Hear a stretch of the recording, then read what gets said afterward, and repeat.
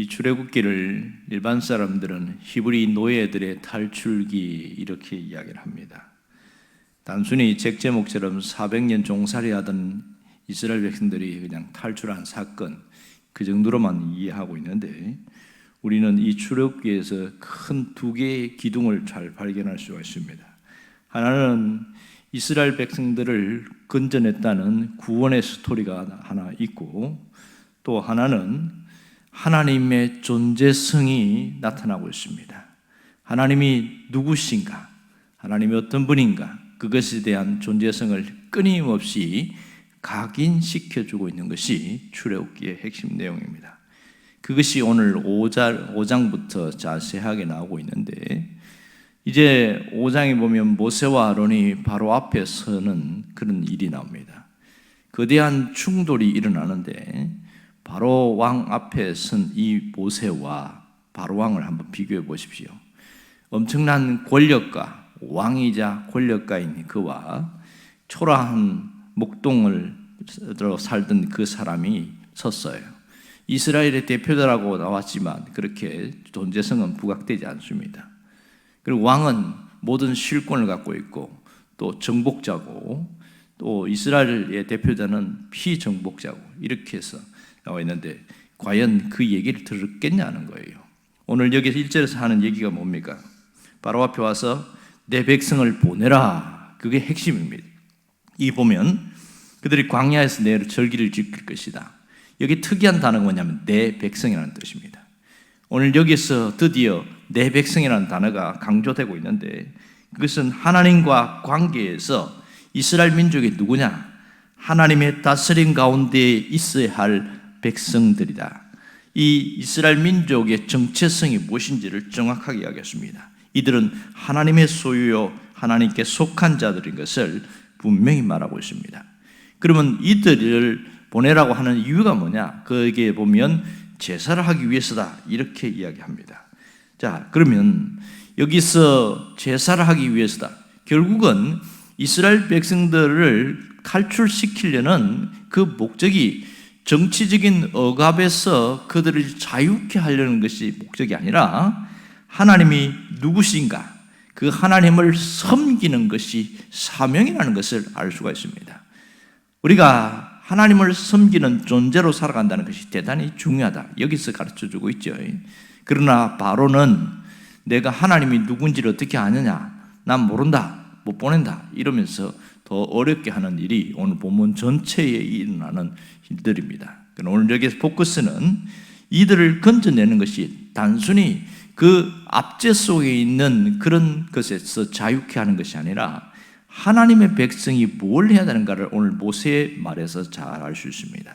그것은 하나님을 잘 섬기는, 예배하는 것, 그것이 가장 큰 목적인 것을 보여주고 있습니다.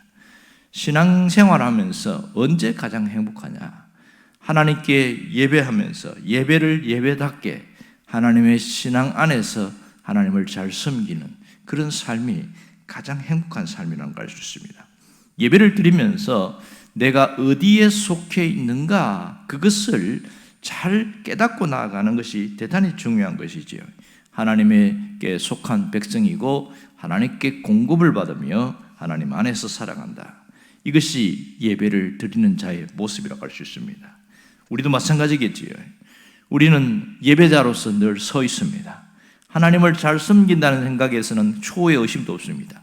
문제는 예배자의 삶이 무엇인지를 알아야 한다는 것이죠. 예배자의 삶은 이 가짜 영광의 헛된 삶에서 돌아서라는 겁니다. 가짜 영광이 있습니다. 세상 끝을 향하여 가고 세상을 바라보면서 살고 세상을 향하여 나아가는 이 모든 것이 가짜 영광이라는 겁니다. 진짜 영광은 하나님 안에서 나와야 됩니다.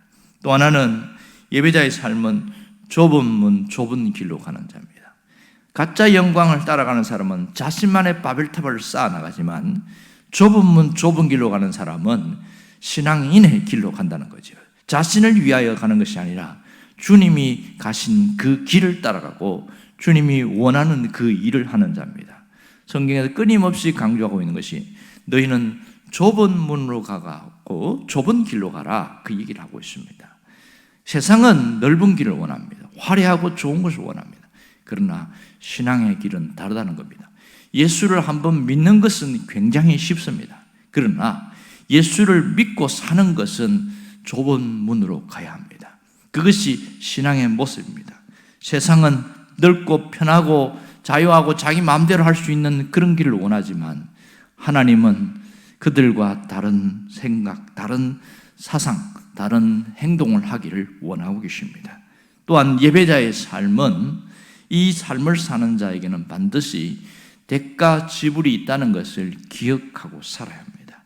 심리적 출애굽과 신앙의 출애굽이 우리 안에 있어야 되는데, 그러니까 신앙 안에는 이 불신앙이 떠나가고 탐욕이라는 것이 떠나가고 이 출애굽은 대가 지불이 있습니다. 여러분, 시들이 출애굽을 하긴 했어요. 몸은 빠져나왔습니다. 문제는 심리적인 출애굽과 신앙의 출애굽이 되지 않아서 늘 하나님 앞에 불평과 원망, 이것이 광야 생활의 끝이에요. 그들은 몸만 나왔지 마음과 신앙은 완전히 딴 곳에 있었습니다. 그래서 그들이 무슨 짓을 했습니까? 모세가 안 보이니까 우리를 이끌어낸 하나님을 만들자 이렇게 했습니다. 하나님을 만들자, 우상을 섬기려고 한 게 아니에요. 형상을 만들자는 것, 그것은 신앙의 출애굽이 되지 않아서 나타난 결과입니다. 우리에게는 과거의 습관과 세상적 가치관을 버려나가는 것, 이것이 신앙의 출애굽이다 이렇게 말할 수 있습니다. 여러분, 신앙의 출애굽이 된 사람들은 언제나 자신의 인생의 주인이 바뀌었다는 것을 늘 인식하고 살아갑니다. 세상에 있는 것이 주인이 아니라 하나님이 주인인 것을 깨닫고 그분을 섬기려고 하는 것, 이것이 신앙의 모습입니다. 나는 죽고 그리스도만 드러나는 그 삶을 위하여 살아가는 것이지요. 우리가 오늘 무슨 결단을 해야 됩니까? 세상에 무릎 꿇지 말고 진정한 예배자로 오늘을 살아갈 수 있기를 바랍니다.